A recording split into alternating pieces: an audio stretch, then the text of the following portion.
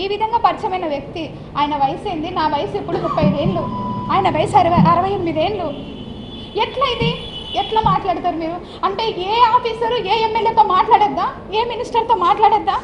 నేను ఒక్కటే చెప్తా ఉన్నా, ఎవరైతే ఈ నిరాధారమైన ఆరోపణలు చేశారో, ఎవరైతే నా పేరు ప్రతిష్టలు దెబ్బతీసేదానికి ప్రయత్నించారో, వాళ్ళు ఎంత పెద్దవాళ్ళైనా, ఏ పార్టీకి చెందినటువంటి వాళ్ళైనా, అది మా పార్టీలో వాళ్ళైనా కావచ్చు, అధికార పార్టీకి సంబంధించినటువంటి వాళ్ళైనా కావచ్చు, వదిలే ప్రసక్తే లేదు అని నేను ఘంటాపదంగా చెప్తా ఉన్నా. నా ఉద్యోగ కాలం ఎంత? 4 ఏళ్ళు డిపార్ట్మెంట్కి వచ్చి నేను ఎట్లా సంపాదిస్తాను? మీరు చెప్పండి ఇక్కడ ఉందనేసి. నేను రెడీ, నేను రిజైన్ చేస్తా, పోనీ నన్ను తీసుకెళ్ళి జైల్లో పెట్టండి. ఏంటిది ఇదంతా? ఉద్యోగం చేయొద్దా? నేను కాదండి, ప్రతి ఒక్క గవర్నమెంట్ ఆఫీసర్ సఫర్ అవుతున్నారు. ఉమెన్ గవర్నమెంట్ ఆఫీసరు, మీకేం తెలుసు ఎన్ని హరాస్మెంట్స్ జరుగుతుంటాయో మాకు. పొద్దున్న లేయాలా, వంట చేసుకోవాలా, పిల్లల్ని చూసుకోవాలా, పరిగెత్తాలా, ఉద్యోగం చేయాలా. నా ర్యాంకు, నాది గస్టెడ్ ఆఫీసర్ ర్యాంకు. ఎన్ని బర్డెన్స్ ఉంటాయి. ఏదో వచ్చి నేను భయపెట్టేస్తాను, నేను కొట్టేస్తాను, చంపేస్తాను అని ఈ రకంగా భయపెడితే తాటాకు చప్పుళ్ళకు భయపడేటటువంటి వాడిని కాదు అని నేను చెప్తా ఉన్నా. ఎవరైతే తోక ఆడిస్తున్నారో ఆ తోక ఆడిచ్చే వాళ్ళందరినీ తిరిగి కత్తిరిస్తామని నేను పత్రికాముఖంగా చెప్తా ఉన్నా. ఇంకేం తప్పు చేశాను నేను పని చేయగలనా? నా దగ్గర పని సామర్థ్యం లేదా? పర్సనల్ విషయాలు, ప్రొఫెషనల్ విషయాలు అన్నిట్లో సఫర్ అవుతున్నానండి. బిడ్డ ఉంది, చంటి బిడ్డ ఉన్నాడు.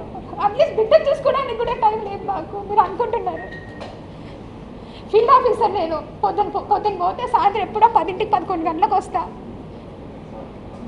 ఏమన్నంటే అటిట్యూడ్గా మాట్లాడుతుంది అంట. ఎక్కడండి అటిట్యూడ్? ఈ సందర్భంగా మీరు ఎలా గత 3 రోజులుగా మీరు ఏం ట్రోల్ చేశారు, మీరు ఏం టెలికాస్ట్ చేశారు అన్నటువంటి విషయం నేను వేరే చెప్పనక్కర్లేదు. ఎవరికి మీరు ద్రోహం చేసింది?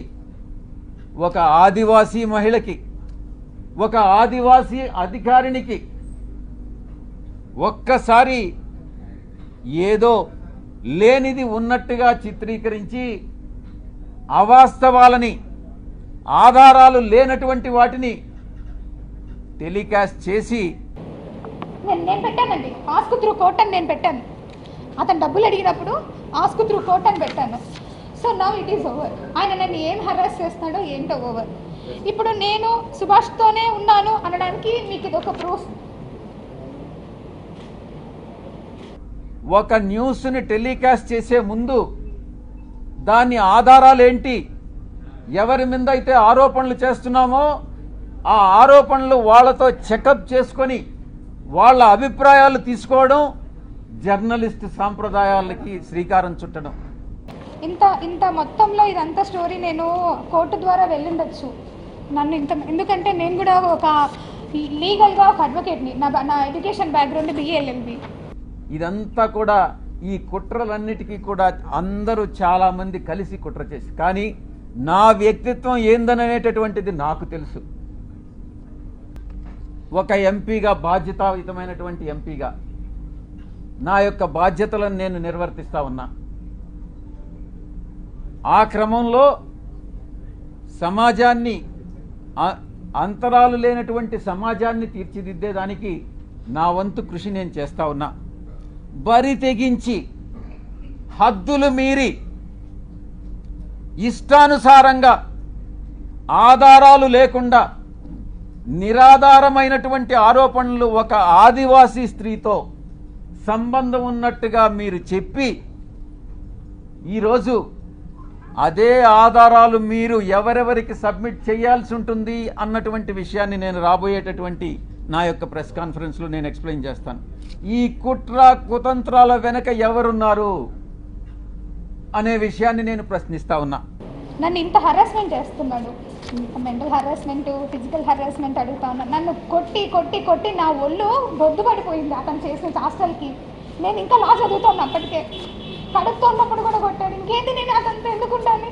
కడుపుతున్నప్పుడే చెప్పినా నేను మా వాళ్ళందరికీ, నేను ఉండనంటే ఉండను, మీకోసము పిల్లలు ఉండే వరకు నా బాధ్యత కాబట్టి నేను ఉంటాను. ఎందుకంటే ఇంత పొట్టండి, ఇంత పొట్ట కవల పిల్లలంటే నా స్కెచ్ బాక్స్ ఇక్కడి వరకు ఉంటాయి తెలుసా మీకు? అరే ఎట్లా మాట్లాడతారండి అసలు? ఎలా ఇది సాధ్యం? విజయసాయి రెడ్డి సార్ ఎంత పెద్ద మనిషి ఆయన. అరే ఆయన వయసుకి నా వయసు కన్నా తేడా లేదా కనీసం? మహా న్యూస్ అన్నిసార్లు ఆయన పేరు పెట్టి రాస్తూ ఉన్నారు. అసలు నేను ఇక్కడే ఉన్నా, లోకల్లోనే ఉన్నా. సస్పెన్షన్ ఆర్డర్లో క్లియర్గా మెన్షన్ చేసి ఉన్నారు ఎక్కడ పోకూడదని. నేను కమిషనర్కి మెసేజ్ పెట్టినా, సార్ బిడ్డల్ని చూసుకునేదానికి పోవాలి సార్ అనేసి నేను మెసేజ్ పెట్టిపోతా. అరగంట పర్మిషన్ అయినా సార్కి మెసేజ్ పెడతాను. నేను సస్పెన్షన్లో కూడా నేను సార్కి పర్మిషన్ అడిగిన మెసేజ్ పెట్టాను. వంశీ కృష్ణ అనే వాడిని మాత్రం నేను వదలను. తప్పకుండా ప్రివిలేజ్ మోషన్ పార్లమెంటులో మూవ్ చేస్తాను. వీడు చేసినటువంటి అన్యాయానికి, అన్యాయమైనటువంటి నిరాధారమైనటువంటి ఆరోపణలకి యూనియన్ ట్రైబల్ మినిస్టర్ని కలిసి వీడు చేసేటటువంటి అన్యాయాలు, వీడు చేసేటటువంటి అకృత్యాలు, వీడు చేసేటటువంటి బ్లాక్మెయిల్స్, వీడు చేసేటటువంటి ఇండస్ట్రియలిస్ట్ అందరినీ కూడా పిలిచి వాళ్ళని బెదిరించి, నీ ఇండస్ట్రీలో ఇవన్నీ తప్పులు చేశావు, నువ్వు ఇంత నాకు బ్లాక్మెయిల్ అమౌంట్ కట్టు అని బెదిరింపులను కూడా నేను కేంద్ర మంత్రికి నేను విన్నవిస్తా. ఇక నేనే టేకప్ చేస్తా. అన్నిసార్లు అలా ఒక పెద్ద ఆయన గురించి రాస్తా ఉన్నారు కదా మీరు, రాసేటప్పుడన్నా కనీసం వయసు గుర్తు రాలేదా మీకు? అరే నేను మాట్లాడితే తప్ప ఇంకెవరితో మాట్లాడాలి? మేము ఓన్లీ లేడీ ఆఫీసర్స్తోనే మాట్లాడాలి. ఒక రూల్ పెట్టండి. గవర్నమెంట్ ఆఫీసర్స్ అసలు మాట్లాడకూడదని కాన్స్టిట్యూషన్లోనే అమెండ్ చేయండి. పోనీ ఒక గవర్నమెంట్ ఆఫీసర్ మాట్లాడకూడదా? ఎంతసేపు మదన్ మోహన్ చెప్పాడు, బాగుంది. ఎందుకంటే ముందు వెళ్ళాలి అన్నాడు. ఎక్స్ వై జెడ్ ఇంతమందితో అంటా ఉన్నాడే. నేను అలా ఎలా నేను మనిషినండి, ఉమెన్ని. ఇష్టపూర్వకంగా నేను ఒక మనిషితో ట్రావెల్ చేసే హక్కు నాకుంది. నా ప్రైవసీ రైట్స్ అన్నీ మీరు తీసుకుపోయి ఈరోజు పరిచేసుకున్నారు ఇష్టం వచ్చినట్లుగా. నేను చావాలా? నేను నా చావుకి కారణం ఎవరైతే ఎలిగేషన్స్ వేశారో వాళ్ళే అవుతారు. నా బిడ్డలకి వాళ్ళే రెస్పాన్సిబుల్ అవుతారు. ఎందుకంటే బ్రతకడం ఇంకా తెలిసిన వాళ్ళు, తెలియని వాళ్ళు, ఫ్రెండ్స్. ఒక ఆడబిడ్డని, ఒక ఆదివాసీ బిడ్డని బజారుకి ఇచ్చి నా వ్యక్తిత్వం మీద, నా ఎదుగుదల మీద, ఒక పేదలకి సేవ చేయాలి, ప్రజాసేవ చేయాలి అన్నటువంటి ఆలోచన కలిగినటువంటి నా మీద కుట్రబన్ని ఈ యొక్క వ్యక్తి, ఈ వంశీకృష్ణ అనేటటువంటి వ్యక్తిని ఎటువంటి పరిస్థితుల్లో వదిలేదే లేదు అని నేను నీ ఖరాఖండిగా చెప్తా ఉన్నా. కలిస్తే తప్ప, కలిస్తేనే సంబంధం అంటగట్టేస్తారా? తారతమ్యాలు అనేటటువంటివి లేవా? వయసు అన్నటువంటిది తెలీదా? సహాయం కోసం 1-2 సార్లు నా కార్యాలయానికి వస్తే చాలామంది వచ్చారు, మీలో కూడా చాలామంది వచ్చారు. జర్నలిస్టులు కూడా ప్లాట్లు అడిగారు. ఉద్యోగం కూడా వదిలేసి వెళ్ళిపోవాలి. గవర్నమెంట్ ఉండదు, ఏ గవర్నమెంట్ అన్నా రానియండి, గవర్నమెంట్ ఆఫీసర్కి సంబంధం ఉండదు. ఇప్పుడు మళ్ళీ రీఇన్స్టేట్ చేస్తారు. మళ్ళీ నేను ఒక దగ్గరికి ఆఫీసర్గా పోవాలి. అక్కడ లోకల్ పర్సన్స్ చెప్పింది చేయాలి కదా. లేదు నేను మీకు చెయ్యను అని అంటామా మేము?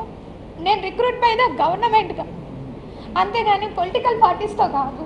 స్వయానా ఆమె చెప్పింది,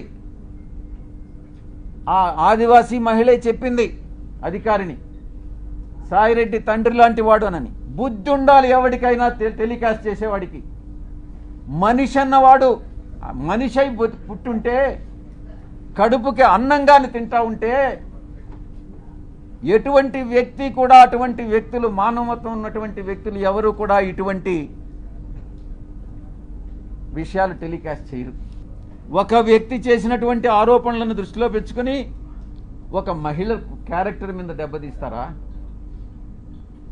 ఒక మహిళ క్యారెక్టర్ మీద దాడి చేస్తారా? ఆ స్థానంలో నేను ఒక్కటే అడుగుతున్నా, ఒరేయ్ వంశీ, నీకు అమ్మ లేదా? నీకు అక్క లేదా? నీకు అమ్మ చెల్లెలు, అక్క చెల్లెలకి తేడా తెలీదా? మీ అమ్మ మీద, మీ అక్క మీద, మీ చెల్లెల మీద ఎవరైనా ఇటువంటి ఆరోపణలు చేస్తే నువ్వు నిజంగా మనిషి అయి పుట్టి నీకు చీము నెత్తురుగా ఉంటే నువ్వు గమ్ముగా ఉంటావా అని నేను ప్రశ్నిస్తా ఉన్నా. పోనీ నన్ను అడగండి, నేను ఈరోజు వచ్చాను కదా, ఎన్ని కోట్లు సంపాదించాను అడగండి.